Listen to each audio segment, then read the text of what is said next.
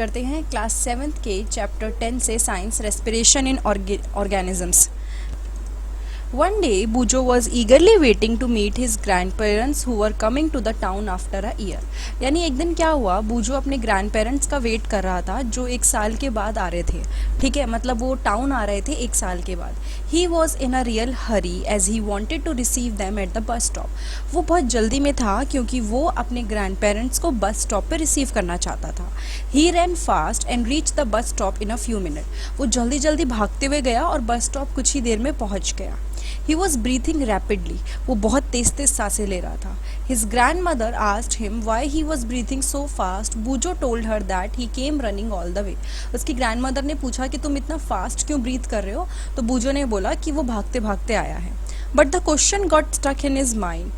He wondered why running makes a person breathe faster। लेकिन देखो, जब उसने अपनी दादी को बताया उसके बाद उसके दिमाग में ये बात मतलब फिट हो गई कि एकदम से ये क्वेश्चन उसके दिमाग में रह गया कि कोई भी पर्सन जब भागता है तो उसकी ब्रीथिंग रेट फास्ट कैसे हो जाता है।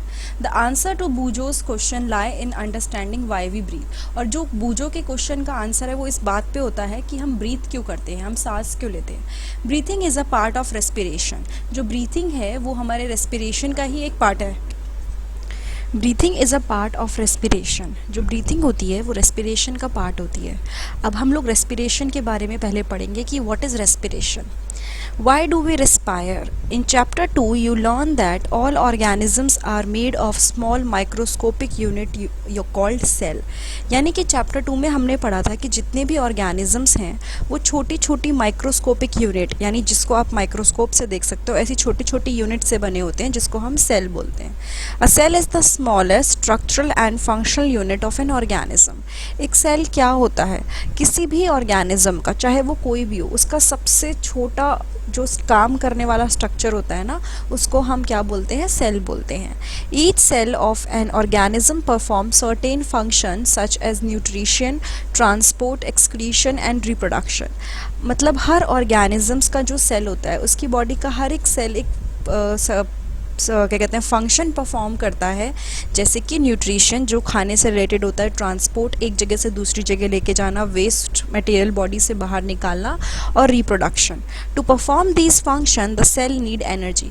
अगर ऐसे फंक्शन परफॉर्म करने हैं तो सेल को क्या चाहिए, एनर्जी चाहिए। ठीक है, even when we are eating, sleeping और रीडिंग वी रिक्वायर एनर्जी। जिन प्रोसेसेस में हमें लगता है कि हमें एनर्जी नहीं चाहिए, हमें उस टाइम पे भी एनर्जी चाहिए होती है। स्लीपिंग और रीडिंग, जैसे कि अगर आप सो रहे हो या पढ़ रहे हो, उस टाइम भी आपको एनर्जी चाहिए। But where does this energy come from? Can you say why your parent insist that you should eat regularly? लेकिन ये एनर्जी आती कहाँ से है? और दूसरी चीज़, क्या आप बता सकते हो कि आपके पेरेंट्स आपको क्यों इंसिस्ट करते हैं कि आप खाना खाओ या फिर खाना खाना चाहिए? The food has stored energy which is release during respiration. जो खाना होता है ना, उसके अंदर क्या होती है, स्टोर्ड एनर्जी होती है। और वो कब रिलीज़ होती है, रेस्पिरेशन के प्रोसेस के टाइम पे वो स्टोर्ड एनर्जी रिलीज़ होती है। Therefore all living organism respire to get energy from the food. तो अगर हम रेस्पिरेशन की बात करें तो वो क्या होता है, एक प्रोसेस होता है जिसके थ्रू क्या होता है, जितने भी लिविंग ऑर्गेनिजम्स हैं ये रेस्पायर करते हैं ताकि उनको एनर्जी मिल जाए खाने में से। During breathing we breathe in air. जब ब्रीथिंग की बात होती है, जब सांस लेते हैं तो हम क्या करते हैं, हम एयर ब्रीथ करते हैं। ठीक है, you know that air contain oxygen. और आपको ये भी पता है कि एयर में ऑक्सीजन होती है। We breathe out air which is rich in carbon dioxide. यानी कि हम ऐसी एयर अंदर लेते हैं जिसमें ऑक्सीजन होती है और ऐसी एयर बाहर रिलीज़ करते हैं जिसके अंदर कार्बन डाइऑक्साइड होती है। The air we breathe in is transported to all part of the body and ultimately to each cell।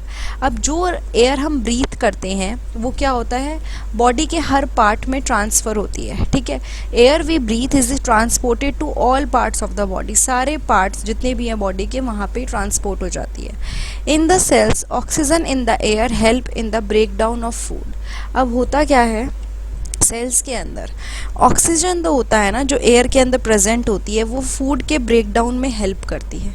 The process, अब इसको मैं हाईलाइट कर देती हूँ ब्लू से, जो ये प्रोसेस होता है of break down of food in the cell with the release of energy is called cellular respiration. यानी कि एक ऐसा प्रोसेस जिसमें खाने का ब्रेक डाउन होता है, यानी खाना सिंपल फॉर्म में चेंज होता है और उसके साथ साथ क्या होता है, एनर्जी रिलीज होती है, इसको हम सेल्यूलर रेस्पिरेशन बोलते हैं। Cellular respiration take place in the cell of all organisms. जो ये सेल्यूलर रेस्पिरेशन होती है ना, ये सारे सेल्स में होती है, मतलब सारे ऑर्गेनिजम्स के सेल्स में होती है।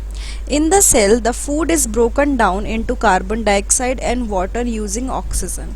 अब होता क्या है, सेल के अंदर जो खाना है, फूड है या जो ग्लूकोज है, वो ब्रेक डाउन हो जाता है। ब्रेक डाउन कैसे होता है, वो कार्बन डाइऑक्साइड और वाटर में कन्वर्ट हो जाता है। क्या यूज़ करके, ऑक्सीजन यूज़ करके। फिर से सुनिए, ऑक्सीजन यूज़ करके जो फूड होता है या ग्लूकोज जिसको बोलते हैं, वो क्या करता है, ब्रेक डाउन हो जाता है, सिंपल फॉर्म में कन्वर्ट हो जाता है, जिसको कार्बन डाइऑक्साइड और वाटर में वो कन्वर्ट हो जाता है। When breakdown of glucose occur with the use of oxygen, देखो दो तरह की आपके रेस्पिरेशन होती है। पहला है जब आपका ग्लूकोज का ब्रेक डाउन हो, किसकी प्रेजेंस में, ऑक्सीजन की, यानी ऑक्सीजन यूज़ करके या ऑक्सीजन की प्रेजेंस में जब ग्लूकोज का ब्रेक डाउन होता है तो उसको हम बोलते हैं एरोबिक रेस्पिरेशन। ठीक है, और सेम जस्ट अपोजिट है कि अगर फूड ब्रेक डाउन हो लेकिन उसमें ऑक्सीजन यूज़ ना हो, ठीक है, विदाउट यूजिंग ऑक्सीजन, तो उसको हम बोलते हैं anaerobic respiration. Okay, break down of food release energy. जब हमारा खाने का ब्रेक डाउन होता है तो उसकी वजह से क्या होता है, एनर्जी रिलीज होती है। Glucose in the presence of oxygen, carbon dioxide plus water plus energy. तो अगर ग्लूकोज है और क्या है आपका, प्रेजेंस ऑफ ऑक्सीजन है, तो आपका कार्बन डाइऑक्साइड बनेगा, वाटर बनेगा प्लस एनर्जी बनेगा। You should know that there are some organism such as yeast that can survive in the absence of air. कुछ ऐसे ऑर्गेनिजम्स होते हैं जो एयर के बिना रह लेते हैं, ठीक है, उन्हें ऑक्सीजन की ज़रूरत नहीं पड़ती। एग्जाम्पल उसका यीस्ट हो गया, और इनको हम एनारोब्स बोलते हैं। They get energy through anaerobic respiration. और इनको एनर्जी कहाँ से मिलती है, एनारोबिक ये जो इनको एनर्जी मिलती है वो एनारोबिक रेस्पिरेशन से मिलती है, क्योंकि एनारोबिक रेस्पिरेशन कौन सा होता है, विदाउट जो ऑक्सीजन यूज़ करे हुए होता है। In the absence of oxygen, यानी कि अगर ऑक्सीजन नहीं है तो ग्लूकोज ब्रेक डाउन करके एल्कोहल और कार्बन डाइऑक्साइड में कन्वर्ट होगा। लेकिन देखो डिफरेंस क्या आ गया, जहाँ पहले वाटर बन रहा था, एनर्जी यहाँ पे भी है, मैं एक बार दिखा देती हूँ, एनर्जी यहाँ पे भी है, एनर्जी यहाँ पे भी ऑक्सीजन के साथ, यहाँ पे कार्बन डाइऑक्साइड इधर भी है इधर भी है, लेकिन जो चेंज आ रहा है वो कहाँ आ रहा है, यहाँ एल्कोहल और वाटर में। ठीक है, लेकिन डिफरेंस क्या है, यहाँ एब्सेंस है, ऑक्सीजन प्रेजेंट नहीं है, यहाँ ऑक्सीजन प्रेजेंट है। Now yeast are single celled organism. जो यीस्ट है ना वो सिंगल सेल ऑर्गेनिजम्स होते हैं, ठीक है, एक सेल होता है उनके अंदर। वो एनारोबिकली रिस्पायर करते हैं, यानी विदाउट यूजिंग ऑक्सीजन, और इस प्रोसेस के टाइम पे वो अल्कोहल बनाते हैं, और यही प्रोसेस यूज़ होता है वाइन और बियर बनाने के लिए। Our muscle cell can also respire anaerobically but only for short time when there is temporary deficiency of oxygen। यानी क्या होता है, हमारे जो बॉडी के मसल सेल हैं वो रिस्पायर कर सकते हैं एनाएरोबिकली, ठीक है, मतलब बिना ऑक्सीजन की, लेकिन वो थोड़े टाइम के लिए कर सकते हैं रिस्पायर, जब हमें पता है कि ऑक्सीजन की कमी है या टेम्परेरी डेफिशिएंसी है ऑक्सीजन की। तो जब बॉडी में ऑक्सीजन की कमी हो जाती है तो हमारी बॉडी के सेल जो होते हैं वो भी क्या करते हैं, मसल सेल थोड़े टाइम के लिए एनाएरोबिक मोड में चले जाते हैं। जैसे कि एक एग्जांपल आप अगर देखो कि एक्सरसाइज के टाइम पे या बहुत तेज़ भागते टाइम, साइकिलिंग और वॉक वगैरह करने के टाइम पे क्या होता है, हमारी बॉडी की एनर्जी डिमांड बहुत ज़्यादा होती है, बट यहाँ पे क्या होता है, जो ऑक्सीजन की सप्लाई है, जो भी हमारी बॉडी को ऑक्सीजन मिल रही है वो लिमिटेड है। Then anaerobic respiration take place in the muscle cell to fulfil the demand of energy. अब फिर यहाँ पे क्या होता है बॉडी के अंदर, यहाँ पे एनारोबिक रेस्पिरेशन होता है, क्योंकि बॉडी को एनर्जी तो चाहिए लेकिन एनर्जी के लिए ऑक्सीजन नहीं है, यानी एरोबिक रेस्पिरेशन के लिए। तो ऐसे केस में क्या होता है, हमारी बॉडी में लैक्टिक एसिड प्रोड्यूस होता है। लैक्टिक एसिड की वजह से, अब देखो यहाँ पे है कि क्या आपने कभी सोचा है कि जब आप एक्सरसाइज करते हो तो मसल क्रैम्प्स क्यों होते हैं, यानी आपकी बॉडी में पेन होता है, हल्का हल्का दर्द होता है, वो क्यों होता है? ये मसल्स वहाँ पे होते हैं, ये तब होते हैं जब मसल सेल कैसे एनारोबिकली रेस्पायर करते हैं, ठीक है। यानी यहाँ पे ऑक्सीजन नहीं थी तो एनारोबिकली उन्होंने रेस्पायर किया और क्या हुआ, लैक्टिक एसिड बन गया। तो यहाँ पे जो ग्लूकोज है वो लैक्टिक एसिड बनाता है। The accumulation of lactic acid causes muscle cramp. और क्या होता है, जब आप लैक्टिक एसिड जब एक जगह इकट्ठा हो जाता है तो उसकी वजह से मसल्स क्रैम्प पड़ते हैं। We get relief from cramps after a hot water bath और अ मसाज।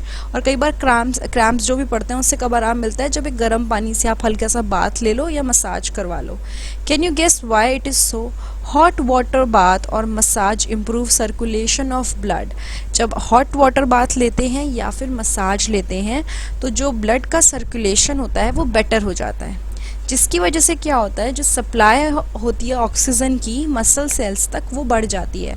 तो जैसे ही आपकी मसल सेल की जो सप्लाई है, लाइक मसल सेल्स में जो ब्लड जा रहे हैं वो सप्लाई बढ़ेगी उसमें ऑक्सीजन की, तो अपने आप ही आपका जो लैक्टिक एसिड है वो क्या होगा, वो बनना बंद हो जाएगा। The increase in the supply of oxygen result in the complete breakdown of lactic acid into carbon dioxide and water. अब क्या होता है, जो आपका ये इंक्रीज हुआ किसमें, ऑक्सीजन की सप्लाई में, उसकी वजह से क्या होता है, लैक्टिक एसिड ब्रेकडाउन हो जाता है किसमें, कार्बन डाइऑक्साइड एंड वाटर में। तो बेसिकली ये पूरा आपको इससे ये समझ में आया होगा कि जब भी आपकी बॉडी में लाइक एक्सरसाइज के टाइम पेन होता है, that is because of the anaerobic method of respiration. वहाँ पे आपकी बॉडी लैक्टिक एसिड प्रोड्यूस करती है।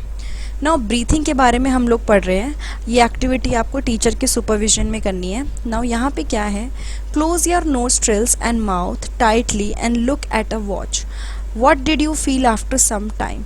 How long were you able to keep both of them closed? Note down the time for which you could hold your breath.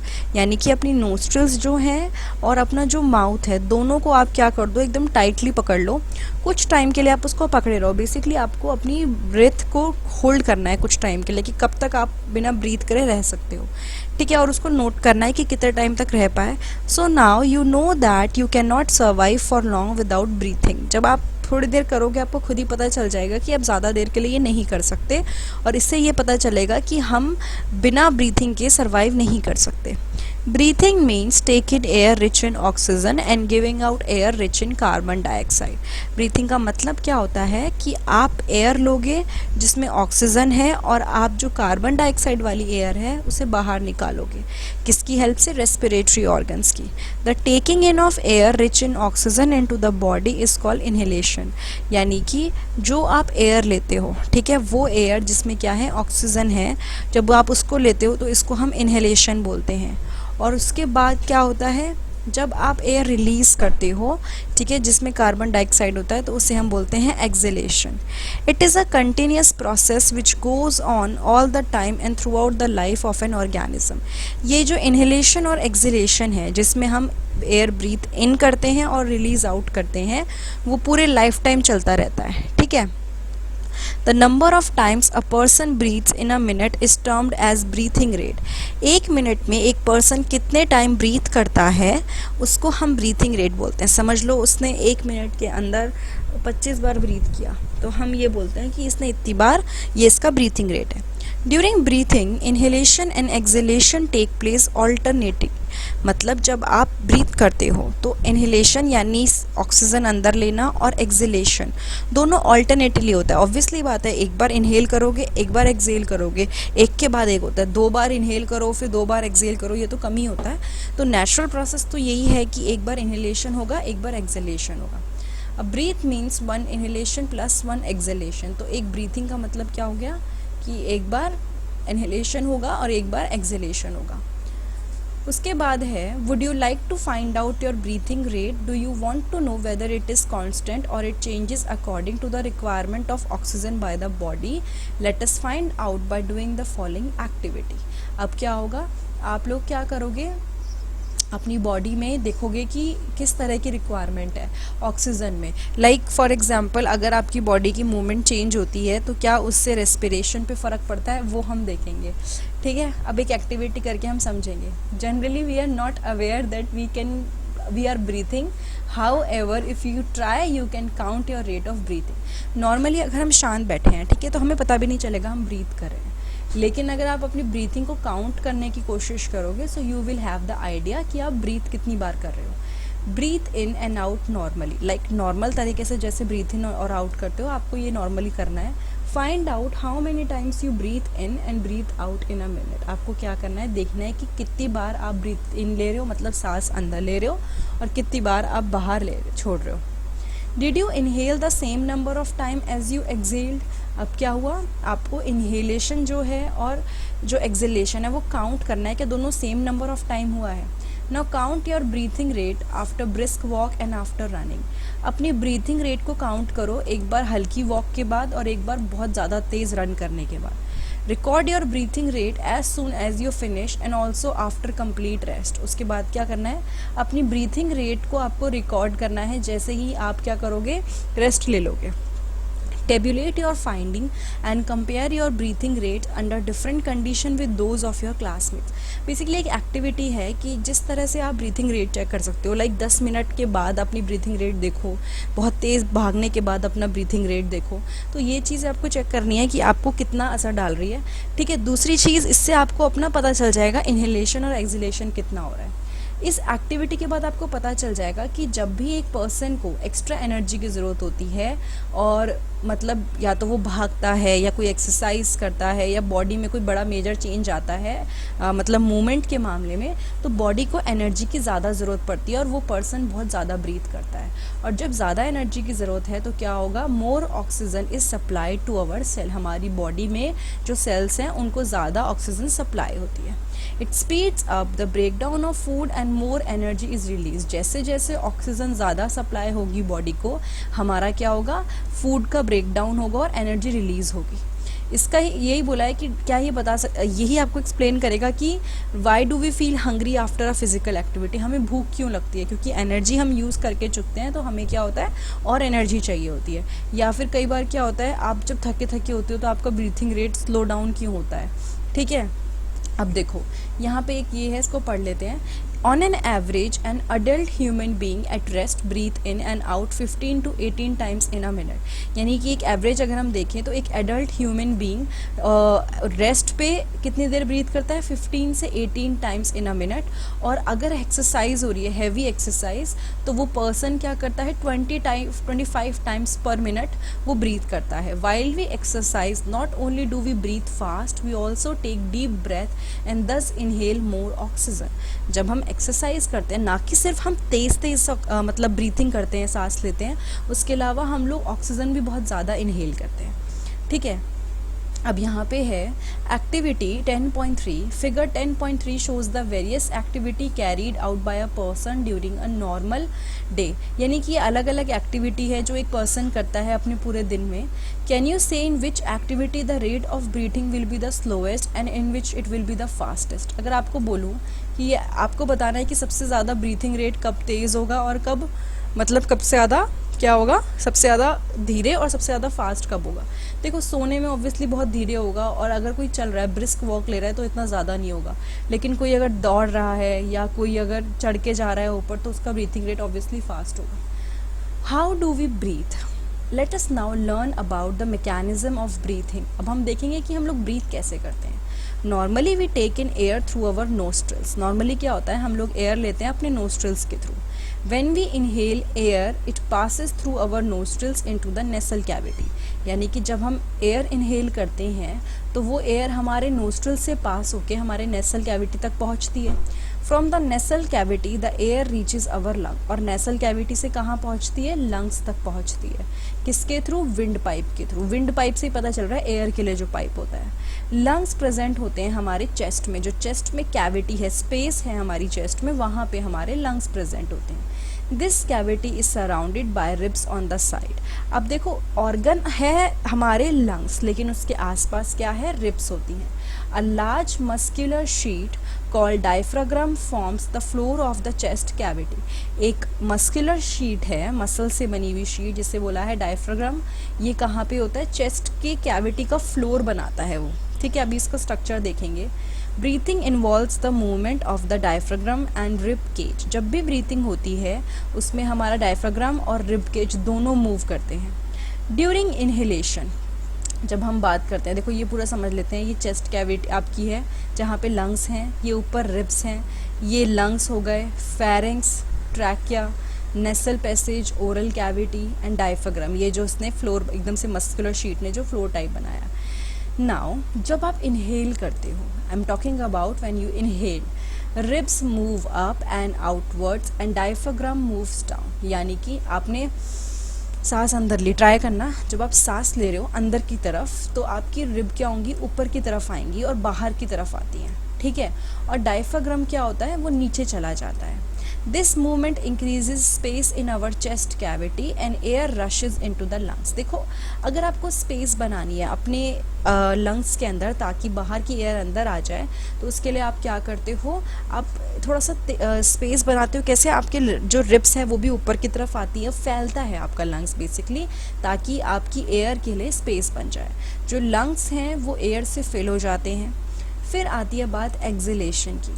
During exhalation, ribs move down and inward while diaphragm moves up to its former position. जब exhalation होता है यानी हम सांस छोड़ते हैं तो ribs दोबारा अपनी नॉर्मल जहाँ पे थे वो थोड़े अंदर चले जाते हैं और इनवर्ड चले जाते हैं, while diaphragm moves up to its former position, और डायफ्राग्राम अपनी नॉर्मल पोजीशन पे आ जाता है। इससे क्या होता है, साइज़ की जो चेस्ट कैविटी होती है ना उसका साइज़ थोड़ा कम हो जाता है और एयर बाहर पुश हो जाती है। नॉर्मल सी चीज़ है। अगर स्पेस बनानी है तो ऑब्वियसली क्यों बनानी है, क्योंकि सांस अंदर लेनी है तो हमारी स्पेस ज़्यादा बनती है, और अगर सांस छोड़नी है तो स्पेस दोबारा कम करनी है। बस यही प्रोसेस है। These movements in our body can be felt easily. ये अगर आप खुद अगर बैठे बैठे अभी भी नोटिस करोगे आप फील कर पाओगे। एक बहुत ही डीप ब्रेथ लीजिए, keep your palm on the abdomen, feel the movement of abdomen, what do you find. यानी एक लंबी सी सांस लीजिए और अपनी पाम को एब्डोमेन पे रखिए और फिर आप एब्डोमेन की मूवमेंट को देखिए। After having learned that during breathing there are changes in the size of the chest cavity, children got involved in the chest expansion competition. देखो जब लोगों को पता चला सब सीखने के बाद कि जो ब्रीथिंग होती है उसकी वजह से हमारी चेस्ट की साइज़ जो होता है ना उसमें डिफरेंस आता है, तो बच्चे क्या हो गए, चेस्ट एक्सपेंशन कंपटीशन में लग गए कि देखते हैं किसका चेस्ट बहुत ज़्यादा फूल रही है ब्रीथिंग के टाइम पे। स्मोकिंग की वजह से क्या होता है, लंग्स डैमेज होते हैं। Smoking is also link to cancer. Smoking की वजह से कहते हैं कैंसर भी कई बार दफ़ा हो जाता है। It must be avoided, obviously इसको अवॉइड करना चाहिए। Everyone was boasting that he could expand at it maximum. How about doing this activity in the class with your classmate? अपने आप दोस्तों के साथ ये चीज़ ट्राई कर सकते हो। उसके अलावा एक नीचे और आर्टिकल दे रखा है वो भी पढ़ लेते हैं। The air around us has various type of unwanted particles such as smoke, dust, pollen, etc. हमारे आसपास की हवा में ना बहुत सारे unwanted particles होते हैं जिसमें स्मोक, डस्ट, पॉलन, छोटे छोटे से डस्ट के पार्टिकल्स ये सब प्रेजेंट होते हैं। कई बार क्या होता है जब हम इनहेल करते हैं ये जो पार्टिकल्स हैं जो हमारी नेसल कैविटी में हेयर है ना वहीं पे फंस जाते हैं। लेकिन वैसे तो ये काम जो करती है हमारी नेसल कैविटी प्लस हमारी नोज़ के हेयर, वो क्या करते हैं, इसको ट्रैप करने का काम करते हैं, हमारी डस्ट पार्टिकल्स को रोक लेते हैं। लेकिन कई बार क्या होता है ये पास कर जाते हैं नेसल कैविटी से और हमारी जो पूरी कैविटी है जिससे हम ब्रीथ वगैरह कर रहे हैं उसमें इरिटेशन स्टार्ट हो जाती है जिसकी वजह से स्नीजिंग आती है, यानी जुकाम होता है, छींक आती है। स्नीजिंग क्या होता है, बॉडी में से फॉरेन पार्टिकल्स को बाहर निकालने का एक तरीका है। अगर हम छींक ले रहे हैं तो यही है कि जो भी चीज़ हमें एलर्जी कर रही है या जो चीज़ नुकसान पहुंचा रही है वो बाहर निकले, ठीक है, और हमारी एयर जो है वो अंदर की क्लीन एयर हमारी बॉडी में एंटर करे। नाउ यहाँ पे एक एक्टिविटी है, पढ़ लेते हैं। Take a deep breath, measure the size of the chest with a measuring tape and record your observation in table 10.2। Measure the size of the chest again when expanded and indicate which class में show the max. देखो कुछ नहीं करना, यहाँ पे आपको क्या करना है, एक बहुत लंबी सांस लेनी है और फिर आपको एक मेजरिंग टेप से सबकी ऑब्जर्वेशन लेनी है कि कौन क्या कर रहा है, सबसे ज़्यादा जिसकी चेस्ट एक्सपेंड हो रही है at the time of breathing. अब इससे हमें समझ में आएगा ना। दूसरा एक और एक्टिविटी दे रखी है, एक वाइट प्लास्टिक बॉटल लेनी है, यहाँ पे ये देख रखी है, ठीक है। उसके बाद क्या करना है, रिमूव द बॉटम, उसके नीचे से उसका बॉटम जो पार्ट है वो रिमूव कर दो। वाई शेप्ड ग्लास या फिर प्लास्टिक ट्यूब ले आओ, देखो यहाँ पे दिख रहा है आपको ये वाई शेप्ड, ये इस वाई शेप की बात हो रही है, ऐसी एक ट्यूब ले आओ, ठीक है। उसके बाद क्या करना है, make a hole in lid so that the tube में पास थ्रू इट। अब आपको क्या करना है, लिड से एक होल बनाना है ताकि ट्यूब पास हो पाए, ठीक है। To the forked end of the tube fix two deflated balloons, और जो आपका दो पोर्शन है, जो दो मतलब फोक जैसा पार्ट है, वहाँ पे आपको दो बलून लगाने हैं। यहाँ पे देखिए ये दो बलून लगा रखे हैं ना यहाँ पे, ठीक है। उसके बाद क्या होता है, introduce the tube into the bottle as shown in figure 10.7। आपको क्या करना है, ट्यूब को बॉटल के अंदर जैसे कि वो नीचे फोटो में दे रखा है वैसे फिट करना है। उसके बाद बॉटल को कैप कर देना है, उसको सील कर दो ताकि एयर टाइट रहे। To the open base of the bottle tie a thin rubber और plastic sheet using a large rubber band. जो ओपन पार्ट है यानी ये वाला पार्ट है, यहाँ पे आप एक थिन शीट या फिर कुछ भी बांध सकते हो जिससे क्या हो, वो कवर हो जाए। To understand the expansion of lungs, pull the rubber sheet from the base downward and watch the balloons। यानी कि जब आप इसको नीचे खींचते हो, रबर शीट को नीचे खींचते हो, तो क्या होता है, आपके जो बलून्स हैं ये फूल जाते हैं अपने आप, ठीक है। अब ये क्यों होता है, क्योंकि देखो एयर लेने के लिए ये पूरा का पूरा स्पेस बन जाता है, ठीक है। तो ये हमारे साथ तब होता है जब हम ब्रीथ इन करते हैं। उसके बाद जब दोबारा आप उसको पुश करते हो, डायफ्राम को पुश करते हो, जो यहाँ पे डायफ्राम का काम कर रहा है, तो ये क्या हुआ, आपका पूरा का पूरा डिफ्लेट हो गया बिल्कुल, मतलब आपके क्या हो गए, लाइक ना ये पहले फूले थे अब फूले हुए नहीं हैं। इस तरह से आपको पता चलेगा कि हमारे लंग्स कैसे काम करते हैं। What do balloons in this model represent. इस मॉडल में जो बलून्स हैं वो क्या रिप्रेजेंट कर रहे हैं, वो रिप्रेजेंट कर रहे हैं हमारे lungs. What does the rubber sheet represent, और जो रबर शीट है वो क्या रिप्रेजेंट कर रही है। Now you should be able to explain the mechanism of breathing. अब आप जो मैकेनिज्म, जो ब्रीथिंग के पीछे जो मैकेनिज्म है उसको एक्सप्लेन कर सकते हो। तो ये था पार्ट 1 हमारे इस रेस्पिरेशन वाले चैप्टर का, जिसमें हम लोगों ने देखा कि किस तरह से हमारी बॉडी को एनर्जी की ज़रूरत पड़ती है और रेस्पिरेशन प्रोसेस क्या होता है और ब्रीथिंग किस तरह से रेस्पिरेशन में हेल्प करती है। तो ये था पार्ट 1 क्लास 7 साइंस चैप्टर 10। अगर ये वीडियो आपको अच्छी लगी है तो प्लीज़ लाइक, कमेंट, सब्सक्राइब और शेयर करना मत भूलिएगा। पार्ट 2 के लिए आप नीचे डिस्क्रिप्शन बॉक्स चेक कर सकते हैं, वरना आपको अगर साइंस के, हिस्ट्री, ज्योग्राफी, सिविक्स, इंग्लिश किसी के भी चैप्टर्स देखने हैं तो नीचे डायरेक्टली डिस्क्रिप्शन बॉक्स में चेक कीजिए, वरना मेरे चैनल पे जाइए, वहाँ पे प्लेलिस्ट में आपको सारी चीज़ें मिल जाएंगी। प्लेलिस्ट के अकॉर्डिंग सब कुछ मिलेगा। लाइक 7th प्लेलिस्ट में, 7 साइंस प्लेलिस्ट में आपको साइंस के चैप्टर्स मिल जाएंगे, 7th हिस्ट्री प्लेलिस्ट में आपको हिस्ट्री के चैप्टर मिल जाएंगे, तो वो आप प्लेलिस्ट में जाके ढूंढ सकते हैं। Thank you so much.